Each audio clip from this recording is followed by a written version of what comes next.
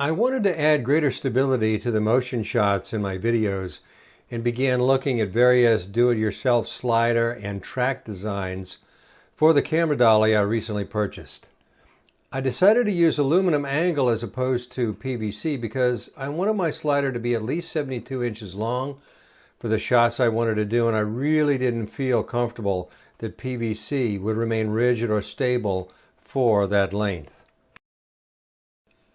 There were two ways I could have laid out the aluminum angle, in an L-shaped configuration or a V-shaped configuration.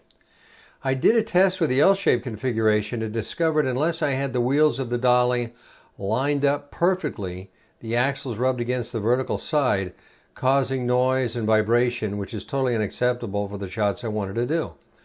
So I went with the V-shaped configuration, and I'm very pleased with the result. This keeps the dolly going in the proper direction even if the wheels are not perfectly lined up and is virtually silent. It is lightweight, rigid, and can be easily disassembled for storage or shipment with simple hand tools. Aluminum angle comes in several pre-cut lengths, so if you only need a 36-inch track, that size is readily available and is certainly less expensive. It's important to note that whether you use an L-shape or V-shape configuration for your track, you'll need to ensure that the wheels on your dolly are aligned and locked tightly into position to run straight, and thoroughly test on the track before you're mounting your camera on your dolly. Here you can see the aluminum flat stock I used for the two cross members, and also you can see I've used a washer and lock washer on one end with a nut and another washer on the other end. In order to identify how far apart the aluminum angles for your dolly need to be, simply measure the distance between the edge of the wheels and add 1 inch to either end of the flat stock to get the correct length. So if the center line of your wheels are 5 inches apart, you'll need a cross member that's about 7 inches long, maybe a little bit longer, and then of course center up your holes so there's enough same margin on either side. You can also add a threaded hole in the middle so that you can mount it on your tripod. This is a simple test I did to ensure that I had the axles aligned correctly on the dolly and that the tracks were spaced evenly. Fortunately, I got it right the first time.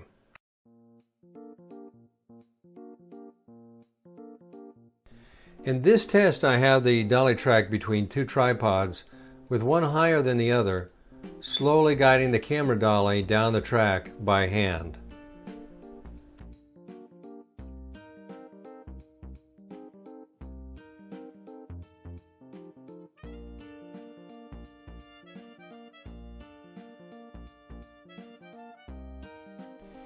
And here's another test going forward and backwards or to and from a table saw.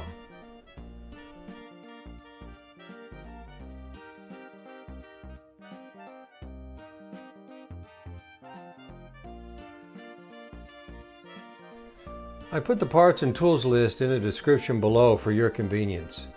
If you like this video, please press like and share with your friends. If you're not already a subscriber, I would love to have you as a subscriber.